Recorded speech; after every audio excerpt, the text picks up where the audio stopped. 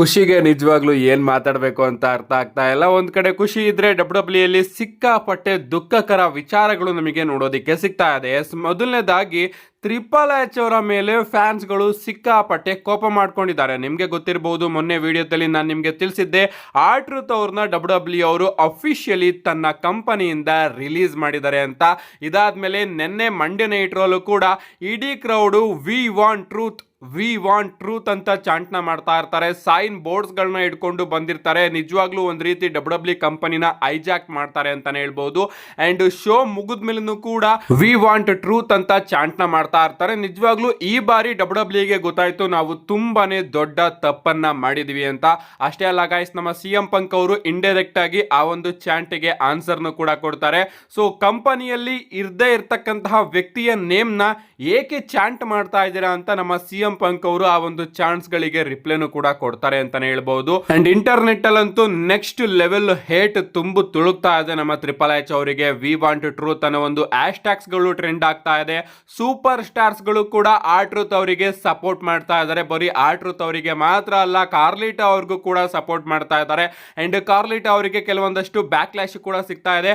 ಅಂದ್ರೆ ನೀನು ಕಂಪನಿಯಲ್ಲಿ ವರ್ಕ್ ಮಾಡ್ತಾ ಇದ್ದಂಗೆನೆ ಯಾಕೆ ನೀನು ನನ್ನನ್ನ ಕಂಪನಿ ಅವರು ರಿಲೀಸ್ ಮಾಡಿದ್ದಾರೆ ಅಂತ ಅನೌನ್ಸ್ ಮಾಡಿದೆ ಅಂತ ಫ್ಯಾನ್ಸ್ ಗಳು ಹಾಗೆ ಕಂಪನಿಯಲ್ಲಿ ಇರ್ತಕ್ಕಂತಹ ಮೆಂಬರ್ಸ್ ಗಳೇ ಕಾರ್ಲಿಟಾ ಅವರ ಮೇಲೆ ಕೋಪ ಮಾಡ್ಕೊಂಡಿದ್ದಾರೆ ಅಂತಾನೆ ಹೇಳ್ಬಹುದು.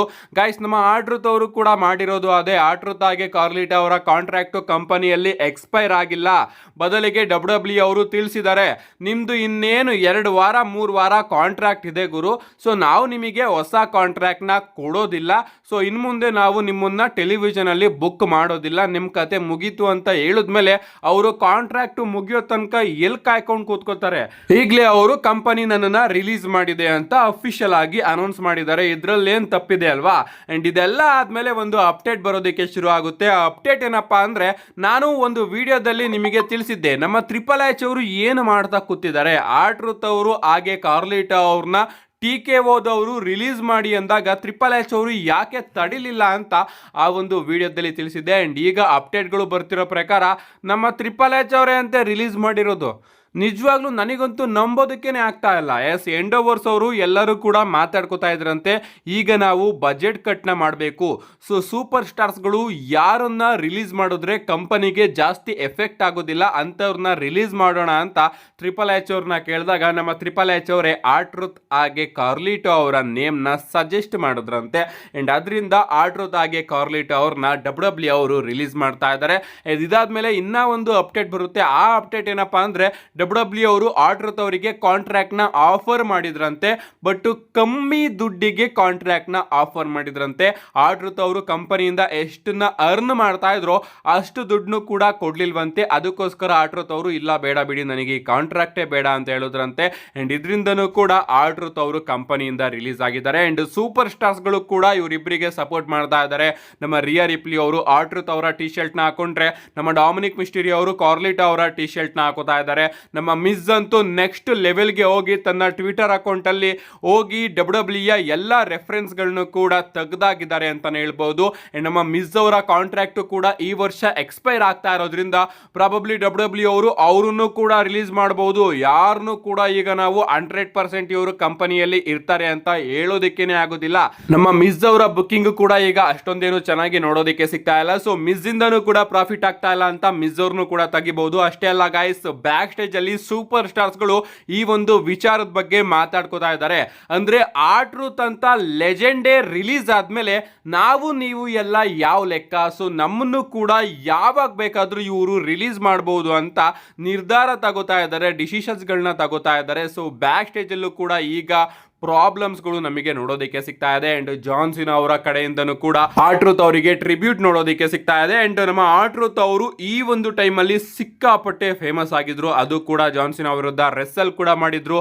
ಅವರ ರಾನ್ ಸಿನಾ ಅನ್ನೋ ಒಂದು ಮರ್ಚೆಂಡೈಸ್ ಸಿಕ್ಕಾಪಟ್ಟೆ ಸೇಲ್ ಆಗ್ತಾ ಇತ್ತು. ಅಂಡ್ ಡಬ್ಲ್ಯೂ ಅವರು ಈಗ ಆ ಒಂದು ಮರ್ಚೆಂಡೈಸ್ ನು ಕೂಡ ಮಾರಾಟ ಮಾಡೋದನ್ನ ನಿಲ್ಲಿಸ್ಬಿಟ್ಟಿದ್ದಾರೆ. ನಿಜವಾಗ್ಲೂ ಬ್ಯಾಕ್ ಸ್ಟೇಜ್ ಅಲ್ಲಿ ಸಿಕ್ಕಾಪಟ್ಟೆ ಟೆನ್ಷನ್ಸ್ ಗಳು ಹಾಗೆ ಪ್ರಾಬ್ಲಮ್ಸ್ ಗಳು ನೋಡೋದಕ್ಕೆ ಸಿಗ್ತಾ ಇದೆ. ಅಂಡ್ ಫ್ಯಾನ್ಸ್ ಗಳು ಮಾತ್ರ ತ್ರಿಪಲ್ ಎಚ್ ಅವ್ರನ್ನ ಬಾಯಿಗೆ ಬಂದಂಗ್ ಬೈತಾ ಇದ್ದಾರೆ. ಅಂಡ್ ಈ ಟೈಮಲ್ಲಿ ಸೂಪರ್ ಸ್ಟಾರ್ಸ್ ಗಳಿಗೂ ಕೂಡ ಒಂದ್ ರೀತಿ ಬೈದ್ ರೀತಿ ವಾತಾವರಣ ಇದೆ.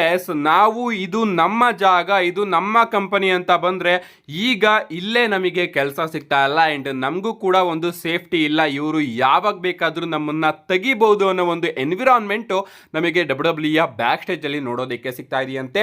ಅಂಡ್ ಈ ಒಂದು ಟೈಮಲ್ಲೇ ಇನ್ನ ಒಂದು ಕೆಲಸ ಇವ್ರು ಮಾಡಿರೋದೇನಪ್ಪಾ ಅಂದ್ರೆ, ನಮಗೆ ಇನ್ ಮುಂದೆ WWE ಕೆಳಗಡೆ ಟೇಬಲ್ಸ್ ಗಳು ಏನ್ ನೋಡೋದಕ್ಕೆ ಸಿಗುತ್ತೆ ಅಂದ್ರೆ, ಟೇಬಲ್ ನ ಮುರ್ಸೋದಕ್ಕೆ ಸೂಪರ್ ಸ್ಟಾರ್ಸ್ ಗಳೆಲ್ಲರೂ ಕೂಡ ರಿಂಗ್ ಸಂಧಿಯಿಂದ ತೆಗಿತಾರಲ್ಲ, ಆ ಟೇಬಲ್ಸ್ ಗಳ ಮೇಲೆ ಸ್ಲಿಮ್ ಜಿಮ್ ಲೋಗೋ ನೋಡೋದಕ್ಕೆ ಸಿಗುತ್ತಂತೆ. ಸ್ಲಿಮ್ ಜಿಮ್ ಅವರ ಜೊತೆ WWE ಕಂಪನಿಯವರು ಒಂದು ಡೀಲ್ ನ ಸೈನ್ ಮಾಡ್ಕೊಂಡಿದ್ದಾರೆ.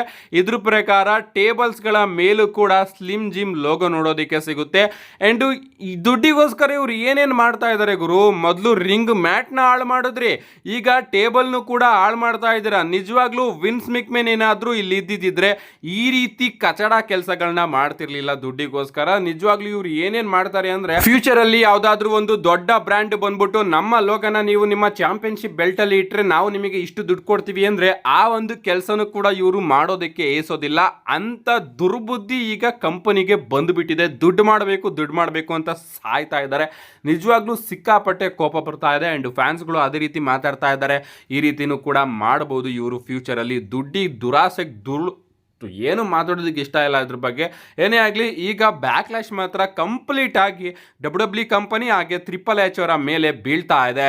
ನೆಕ್ಸ್ಟ್ ಅಪ್ಡೇಟ್ ಕಡೆ ಬರೋದಾದ್ರೆ, ಈ ಬಾರಿಯ money in the bank premium live event ನ ಎಲ್ಲಾ ಮ್ಯಾಚಸ್ ಗಳು ಕೂಡ ಅಫಿಷಿಯಲ್ ಆಗಿ ಕನ್ಫರ್ಮ್ ಆಗಿದೆ ಅಂಡ್ ಅಫಿಷಿಯಲ್ ಆಗಿ ಸೆಟ್ ಕೂಡ ಆಗಿದೆ. ಮೊದಲನೇದಾಗಿ ನಮಗೆ women's money in the bank ladder match ನೋಡೋದಕ್ಕೆ ಸಿಗ್ತಾ ಇದೆ. ಈ ಒಂದು ಲ್ಯಾಡರ್ ಮ್ಯಾಚ್ ಅಲ್ಲಿ Stephanie Vaquer, Alexa Bliss, Roxanne Perez, Naomi, Rhea Ripley ಹಾಗೆ ಜೂಲಿಯಾ ಅವರು ನಮಗೆ ನೋಡೋದಕ್ಕೆ ಸಿಕ್ಕರೆ, ಇನ್ನೊಂದ್ ಕಡೆ men's money in the bank ladder match ಕೂಡ ನೋಡೋದಕ್ಕೆ ಸಿಗ್ತಾ ಇದೆ. ಅಂಡ್ ಈ ಒಂದು ಲ್ಯಾಡರ್ ಮ್ಯಾಚ್ ಅಲ್ಲಿ LA Knight, Penta, Andrade, Solo Sikoa, Seth Rollins and El Grande Americano ಅವರು ನೋಡೋದಕ್ಕೆ ಸಿಗ್ತಾ ಇದ್ದಾರೆ. ನಿಜವಾಗ್ಲೂ ಸಿಕ್ಕಾಪಟ್ಟೆ ಕನ್ಫ್ಯೂಷನ್ಸ್ ಗಳು ಈ ಬಾರಿಯ ಮನಿ ಇನ್ ದ ಬ್ಯಾಂಕ್ ಅಲ್ಲಿ ನೋಡೋದಕ್ಕೆ ಸಿಗ್ತಾ ಇದೆ. ಯಾರು ಗೆಲ್ತಾರೆ ಅಂತ ಕನ್ಫರ್ಮ್ ಆಗಿ ಹೇಳೋದು ಸಿಕ್ಕಾಪಟ್ಟೆ ಕಷ್ಟ ಆಗ್ತಾ ಇದೆ. ನಿಮ್ಗೆ ಅನ್ಸುತ್ತೆ ಗಾಯ್ಸ್, ಈ ಬಾರಿಯ ಮೆನ್ಸ್ ಹಾಗೆ women's money in the bank ನ ಯಾರು ಗೆಲ್ತಾರೆ? ನಿಮ್ಮ ಅನಿಸಿಕೆನ ಕಮೆಂಟ್ ಮಾಡಿ. ನಮ್ಮ ನೆಕ್ಸ್ಟ್ ಅಂಡ್ ಫೈನಲ್ ಅಪ್ಡೇಟ್ ಕಡೆ ಬರೋದಾದ್ರೆ, ಇದ್ದಿರ್ತಕ್ಕಂಥದ್ದು ನಮ್ಮ ರಾಕ್ ಅವರ ಬಗ್ಗೆ. ರೀಸೆಂಟ್ ಆಗಿ ನಾನೊಂದು ವಿಡಿಯೋದಲ್ಲಿ ನಿಮಗೆ ತಿಳಿಸಿದ್ದೆ, ನಮ್ಮ ಕೋಡಿ ರೋಡ್ಸ್ ಅವರು ರಾಕ್ ಅವರ ರೆಫರೆನ್ಸ್ ನ ಮಾಡಿದ್ದಾರೆ ಅಂಡ್ ಪ್ರಾಬಬ್ಲಿ ಒಂದು ಸ್ಟೋರಿ ಲೈನ್ ನ ಅವರು ಹಿಂಟ್ ಕೊಟ್ಟಿದ್ದಾರೆ ಅಂತ. ಅದ್ರ ಬಗ್ಗೆ ಮಾತಾಡ್ತಾ ಇದ್ದೀನಿ. ನೀವು ನೋಡಿರಬಹುದು, ಎಲಿಮಿನೇಷನ್ ಚೇಂಬರ್ ಅಲ್ಲಿ ನಮಗೆ ರಾಕ್ ಅವರು ನೋಡೋದಕ್ಕೆ ಸಿಕ್ಕರು.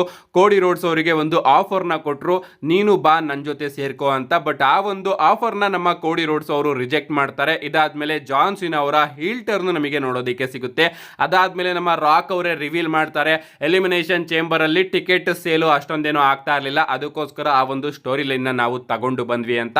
ಅದಾದ್ಮೇಲೆ ಅವರು ಕಂಪ್ಲೀಟ್ ಆಗಿ ಕಂಪನಿನ ಬಿಟ್ಟು ಹೊರಗಡೆ ಹೋಗ್ತಾರೆ, ತನ್ನ ಹಾಲಿವುಡ್ ಕರಿಯರ್ ಬಗ್ಗೆ ಗಮನನ ಕೊಡ್ತಾರೆ. ಬಟ್ ರೀಸೆಂಟ್ ಆಗಿ ಮತ್ತೊಮ್ಮೆ ರಾಕ್ ಅವರ ರೆಫರೆನ್ಸ್ ಗಳು ನಮಗೆ ನೋಡೋದಕ್ಕೆ ಸಿಕ್ಕಿದೆ. ರೀಸೆಂಟ್ ಆಗಿ ಜಾನ್ ಸಿನಾ ಅವರು ರಾಕ್ ಅವರ ರೆಫರೆನ್ಸ್ ನ ಕೊಟ್ಟಿದ್ರು. ಅಷ್ಟೇ ಅಲ್ಲ, ಕೋಡಿ ರೋಡ್ಸ್ ಅವರು ಕೂಡ ರಾಕ್ ಅವ್ರನ್ನ ರೆಫರ್ ಮಾಡಿದ್ರು. ಅಷ್ಟೇ ಅಲ್ಲ, ರೀಸೆಂಟ್ ಆಗಿ ನಡೆದಂತಹ ಮಂಡೇ ನೈಟ್ ರೋ ಅಲ್ಲಿ ನಮ್ಮ CM ಪಂಕ್ ಅವರು ಕೂಡ ರಾಕ್ ಅವರ ರೆಫರೆನ್ಸ್ ನ ಕೊಟ್ಟಿದ್ದಾರೆ. ಅದರಲ್ಲೂ ಕೂಡ ನಮ್ಮ ಕೋಡಿ ರೋಡ್ಸ್ ಅವರು ಒಂದು ದೊಡ್ಡ ಸ್ಟೋರಿ ಲೈನ್ ನ ಹಿಂಟ್ ನ ಕೂಡ ಕೊಡ್ತಾರೆ. ಅವ್ರು ಹೇಳ್ತಾರೆ, ಫೈನಲ್ ಬಾಸ್ ರಾಕ್ ಅವರು ನನಗೆ ಒಂದು ಆಫರ್ ನ ಕೊಟ್ಟಿದ್ರು ಅಂಡ್ ಅದನ್ನ ನಾನು ಎಷ್ಟೇ ಬಾರಿ ರಿಜೆಕ್ಟ್ ಮಾಡಿದ್ರು ಕೂಡ ಆ ಆಫರ್ ಇನ್ನೂ ಕೂಡ ಹಂಗೆ ಇದೆ, ಬರ್ತಾನೆ ಇದೆ ಅಂತ ನಮ್ಮ ಕೋಡಿ ರೋಡ್ಸ್ ಅವರು ಸ್ಮ್ಯಾಕ್ ಡೌನ್ ಅಲ್ಲಿ ಒಂದು ಸ್ಟೇಟ್ಮೆಂಟ್ ನ ಕೊಡ್ತಾರೆ. ಅಂಡ್ ಈಗಾಗಲೇ ನಾವು ಒಂದು ಸ್ಟೋರಿ ಲೈನ್ ನ ಡಿಸ್ಕಸ್ ಮಾಡಿದ್ವಿ. ನಮ್ಮ ರಾಕ್ ಅವರ ಸ್ಟೋರಿ ಏನಪ್ಪಾ ಅಂದ್ರೆ, ಕೋಡಿ ರೋಡ್ಸ್ ಅವರು ಹೀಲ್ ಟರ್ನ್ ಆಗಿ ನನ್ನ ಜೊತೆ ಸೇರ್ಕೋಬೇಕು ಅಂತ. ಬಟ್ ಆಗ TripleH ಅವರು ಎಲ್ಲ ಈ ಒಂದು ಸ್ಟೋರಿನ ರಿಜೆಕ್ಟ್ ಮಾಡ್ತಾರೆ. ಇಷ್ಟು ಬೇಗ ಕೋಡಿ ರೋಡ್ಸ್ ಅವರ ಹೀಲ್ ಟರ್ನ್ ಬೇಡ, ಬದಲಿಗೆ ಜಾನ್ ಸಿನಾ ಅವರ ಹೀಲ್ ಟರ್ನ್ ಮಾಡೋಣ ಅಂತ ಎಲಿಮಿನೇಷನ್ ಚೇಂಬರ್ ಅಲ್ಲಿ ಜಾನ್ ಸಿನಾ ಅವರ ಹೀಲ್ ಟರ್ನ್ ನಮಗೆ ನೋಡೋದಕ್ಕೆ ಸಿಗುತ್ತೆ. ಹೀಲ್ ಟರ್ನ್ ಏನೋ ಪರ್ಫೆಕ್ಟ್ ಆಗಿ ಮಾಡ್ತಾರೆ, ಬಟ್ ಅದಾದ್ಮೇಲೆ ಹೀಲ್ ಜಾನ್ ಸಿನಾ ನಿಜವಾಗ್ಲೂ ಕೂಡ ಇಷ್ಟ ಆಗ್ತಾ ಇಲ್ಲ, ಸಿಕ್ಕಾಪಟ್ಟೆ ಬೋರಿಂಗ್ ಅಂತ ಅನ್ನಿಸ್ತಾ ಇದ್ದಾರೆ. ಸೊ ಆದಷ್ಟು ಬೇಗ ಫೇಸ್ ಜಾನ್ ಸಿನಾ ನೋಡೋದಕ್ಕೆ ಸಿಗ್ಲಿ ಅಂತ ಕೇಳ್ಕೊತೀನಿ. ಅವರು ಆ ಒಂದು ಸ್ಟೋರಿನ ಕಂಪ್ಲೀಟ್ ಮಾಡ್ಕೊಂಡು ನಡೆಸ್ಕೊಂಡು ಬಂದಿದ್ರೆ ಚೆನ್ನಾಗಿರೋದು. ರಾಕ್ ಅವ್ರನ್ನು ಕೂಡ ಕರ್ಕೊಂಡು ಬಂದು ರಾಕ್ ಅವರ ಕೈ ಕೆಳಗಡೆ ನಾನು ಕೆಲಸ ಮಾಡ್ತಾ ಇದ್ದೀನಿ ಅಥವಾ ರಾಕ್ ಅವರ ಜೊತೆ ನಾನು ಕೆಲಸ ಮಾಡ್ತಾ ಇದ್ದೀನಿ ಅಂತ ಸ್ಟೋರಿನ ತಗೊಂಡು ಬಂದಿದ್ರೆ ನಿಜವಾಗ್ಲೂ ಕೂಡ ಚೆನ್ನಾಗಿರೋದು. ಬಟ್ ಹೀಲ್ ಟರ್ನ್ ಆಗ್ಬೇಕಾದ್ರೆ ಮಾತ್ರ ರಾಕ್ ಅವರು ನೋಡೋದಕ್ಕೆ ಸಿಕ್ಕಿ, ಅದಾದ್ಮೇಲೆ ರಾಕ್ ಅವರ ರೆಫರೆನ್ಸೇ ನೋಡೋದಕ್ಕೆ ಸಿಗ್ಲಿಲ್ಲ. ಜಾನ್ ಸಿನಾ ಅವರು ನಾನು ನನಗೋಸ್ಕರ ಹೀಲ್ ಟರ್ನ್ ಆಗಿರೋದು ಅಂತ ಬಂದ್ರಲ್ಲ, ಅದು ನನಗಂತೂ ಇಷ್ಟ ಆಗಲಿಲ್ಲ. ಸ್ಟಾರ್ಟಿಂಗ್ ಒಂದು 2 ವಾರ ಇಷ್ಟ ಆಯಿತು, ಅದಾದಮೇಲೆ ಸಿಕ್ಕಾಪಟ್ಟೆ ಸಿಕ್ಕಾಪಟ್ಟೆ ಬೋರಿಂಗ್ ಅಂತ ಅನ್ನಿಸ್ತಾ ಇದೆ. ಸೊ ಒರಿಜಿನಲ್ ಆಗಿ ನಮ್ಮ ರಾಕ್ ಅವರ ಪ್ಲಾನು ಕೋಡಿ ರೋಡ್ಸ್ ಅವರ ಹೀಲ್ ಟರ್ನ್ ಬಗ್ಗೆ ಇದ್ದಿದ್ರಿಂದ ಅಂಡ್ ಫ್ಯೂಚರ್ ಅಲ್ಲಿ ನಮ್ಮ ಕೋಡಿ ರೋಡ್ಸ್ ಅವರು ಹೀಲ್ ಟರ್ನ್ ಆಗೋದು ಪಕ್ಕ ಆಗಿರೋದ್ರಿಂದ ನಮ್ಮ ಕೋಡಿ ರೋಡ್ಸ್ ಅವರು ಆ ಒಂದು ಸ್ಟೋರಿ ಲೈನು ಇನ್ನೂ ಕೂಡ ಬಾಕಿ ಇದೆ ಅಂತ ಒಂದು ಹಿಂಟ್ನ ಕೊಟ್ಟಿದ್ದಾರೆ. ಸೊ ಫ್ಯೂಚರ್ ಅಲ್ಲಿ ಯಾವುದಾದ್ರೂ ನಮ್ಮ ಅದೃಷ್ಟ ಸಿಕ್ಕಿ ಸಡನ್ ಆಗಿ ನಮ್ಮ ರಾಕ್ ಅವ್ರು ಏನಾದರೂ ನಿದ್ದೆಯಿಂದ ಎದ್ದು ಇಲ್ಲ ಕಂಪನಿಗೆ ಈಗ ನನ್ನ ಅವಶ್ಯಕತೆ ಇದೆ ಅಂತ ಬಂದಾಗ ನಮಗೆ ಈ ಒಂದು ಸೆಲ್ ದ ಸೋಲ್ ಅನ್ನೋ ಒಂದು ಸ್ಟೋರಿ ಲೈನು ಮತ್ತೊಮ್ಮೆ ನೋಡೋದಕ್ಕೆ ಸಿಗಬಹುದು. ರೀಸೆಂಟ್ ಆಗಿ ಒಂದು ಅಪ್ಡೇಟ್ ವಿಡಿಯೋ ಕೂಡ ಬಂದಿತ್ತು, ಕೋಡಿ ರೋಡ್ಸ್ ಅವರ ಸೋಲ್ ಸೆಲ್ಲಿಂಗ್ ಸ್ಟೋರಿ ಲೈನು ಮತ್ತೊಮ್ಮೆ ರಿಟರ್ನ್ ಆಗುತ್ತೆ ಅಂತ. ಅಂಡ್ ಆ ಒಂದು ಸ್ಟೋರಿ ಲೈನ್ ನ ರಿಟರ್ನ್ ಆದಷ್ಟು ಬೇಗ ನಮಗೆ ನೋಡೋದಕ್ಕೆ ಸಿಗಬಹುದು. ಅಂಡ್ ಫೈನಲಿ ರಾಕ್ ಅವರ ಆಫರ್ ನ ಕೋಡಿ ರೋಡ್ಸ್ ಅವರು ಅಕ್ಸೆಪ್ಟ್ ಮಾಡ್ಕೋಬಹುದು ಅಂಡ್ ರಾಕ್ ಅವರ ಜೊತೆ ಸೇರ್ಕೋಬಹುದು ಈ ರೀತಿ ಅಂತ ಅನ್ನಿಸ್ತಾ ಇದೆ. ಅಂಡ್ ನಮ್ಮ ಕೋಡಿ ರೋಡ್ಸ್ ಅವರು ಕೂಡ ಇಂಟ್ನ ಕೊಟ್ಟಿದ್ದಾರೆ. ನಿಮ್ಗೆ ಅನಿಸುತ್ತೆ ಇದ್ರ ಬಗ್ಗೆ ನಿಮ್ಮ ಅನಿಸಿಕೆನ ಕಮೆಂಟ್ ಮಾಡಿ ಅಂತ ಹೇಳ್ತಾ see you guys in my next video.